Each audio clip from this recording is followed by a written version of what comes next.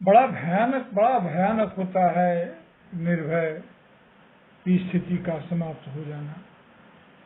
और यह भी सच है कि भय के वातावरण में सबसे पहले आवाज चली जाती है, और भय को तोड़ने का भी सबसे बड़ा उपाय है आवाज देना।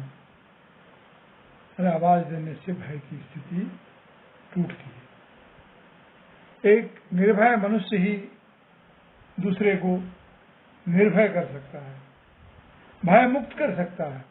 जो खुद भयभीत हो वह दूसरे को निर्भय क्या करेगा। देखने की बात यह है कि आज जो निर्भय होने की यात्रा भारत में चल रही है वह किसी दल, किसी एक आदमी की यात्रा नहीं है। यह पूरे भारत की यात्रा है, और पूरे भारत ने एक साथ संकल्प किया है कि उसे निर्भय होना है, और वह निर्भयता की स्थिति की तरफ बढ़ रहा है। देखिए आगे क्या होता है। धन्यवाद। दोस्तों नमस्कार, मैं प्रफुल्ल कोलख्यान। भारत को समझने में भूल की गई। कई बार चीजों को समझना उतना आसान नहीं होता है। भारत की संस्कृति, भारत की सभ्यता न सिर्फ पुरानी है बल्कि जटिल भी है। इसकी संरचना में कई ऐसे तत्व हैं जो हमें बार बार प्रेरित करते हैं। कई बार हारते हुए भी हम जीत जाते हैं, कई बार जीत कर भी लगता है कि हम हार गए। भारत फिर से बदल रहा है। भारत की इस बदलती हुई तस्वीर को अगर समझें तो यह मानना होगा कि चारों तरफ भिन्न भिन्न प्रकार के भय का वातावरण बन गया था, या बनाया गया था, या लोगों को भिन्न भिन्न तरह के भय का एहसास हो रहा था। भय के वातावरण में बहुत सारी बातें नहीं हो सकती हैं। मुझे रामचरितमानस के बालकांड का वह प्रसंग याद आ रहा है जिसमें विश्वामित्र राजा दशरथ के पास पहुंच करके राम लक्ष्मण को मदद देने के लिए उनके साथ ले जाने की अनुमति, सहमति मांगते हैं। और जब राम वहां पहुंचते हैं तो उन्होंने वहां विश्राम किया, और सुबह सुबह मुनि से कहा कि अब आप निर्भय होकर के यज्ञ कीजिए।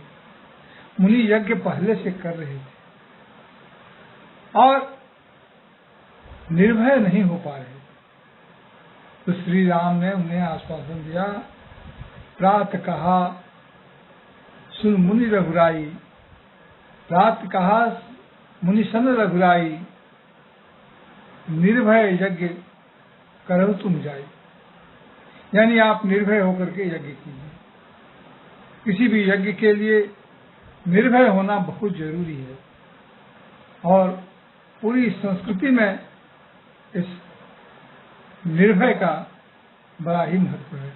हम जितने भी तरह के काम करते हैं, जितने तरह के आयोजन करते हैं, वो सब अपने निर्भय बनने के लिए करते हैं।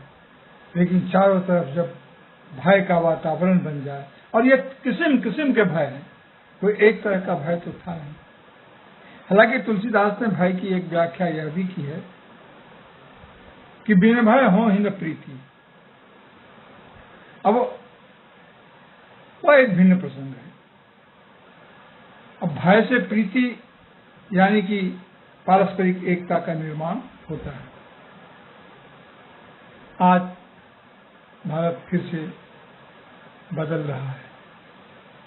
यह तो नहीं कहा जा सकता कि यह पूरी तरह से एक बदलाव की दिशा है, लेकिन हाँ इतना जरूर है कि इससे यथास्थितिवाद का टूटना निश्चित है।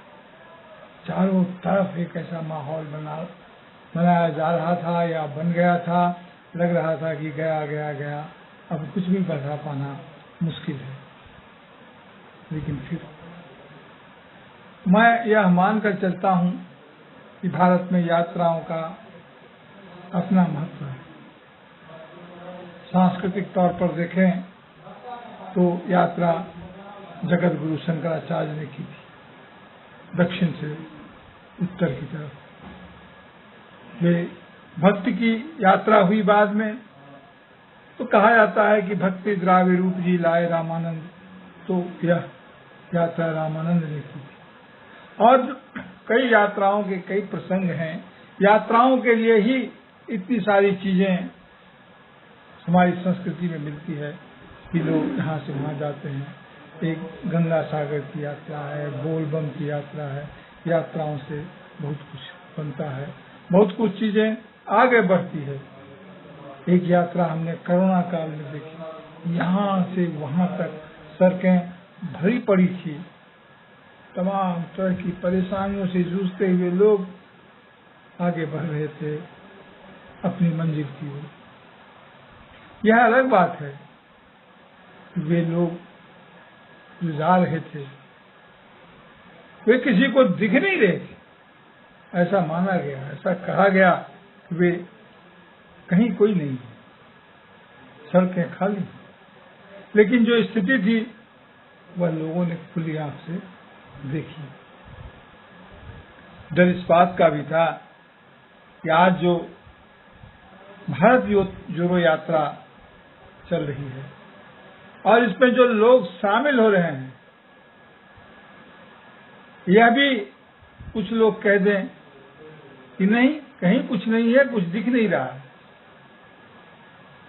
लेकिन दिखेगा। यह सामान्य यात्रा नहीं है, यह दिखेगा। अब गांधी जी की यात्रा, चंद्रशेखर जी की यात्रा, तमाम तरह की यात्राएं हुई है। पूरी यात्राओं का इतिहास देना यहाँ कोई मेरा इरादा नहीं है, मकसद नहीं है। मेरा मकसद सिर्फ इतना है कि निर्भय होने की जो प्रक्रिया शुरू हुई है, यह प्रक्रिया पूरी होगी और इसके पूरी होने के साथ ही आप देखेंगे कि देश का वातावरण बदल चुका है और इस बदले हुए वातावरण में भारत अपने आप को फिर से संवार रहा है।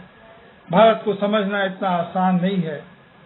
भारत को समझने के लिए, इसके लोगों को समझने के लिए, इतना बड़ा देश, इतने तरह के लोग, इतने तरह के मनोभाव, इतने तरह की समस्याओं, और फिर उसके भीतर में एक सूत्रता का वह बोध जो एक जगह से अगर जरा सा तड़तड़ाता है, जरा सा तनाव में आता है, तो पूरा राष्ट्र आंदोलन में आ जाता है।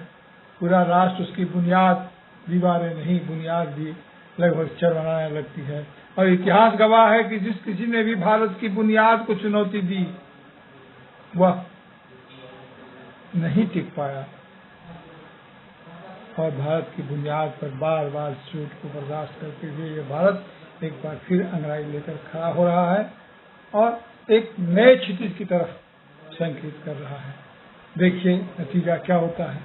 अभी जो यात्रा चल रही है, यह ध्यान देने की बात है कि इस यात्रा में 5 महीना में भारत के तमाम उत्सव के अवसर हैं। महीना है, अभी पितृपक्ष है, दुर्गा पूजा है, दिवाली है, काली पूजा है, और इस तरह की तमाम जो इसके सांस्कृतिक अवयव और तंत्र और इसकी प्रक्रिया है, उसका बहुत बड़ा क्षितिज, बहुत बड़ा ये खुलने वाला है। हमें यह देखने की जरूरत होगी कि हमें इन चीजों को हम कैसे संभाल सकते हैं। फिलहाल शुक्रिया, धन्यवाद।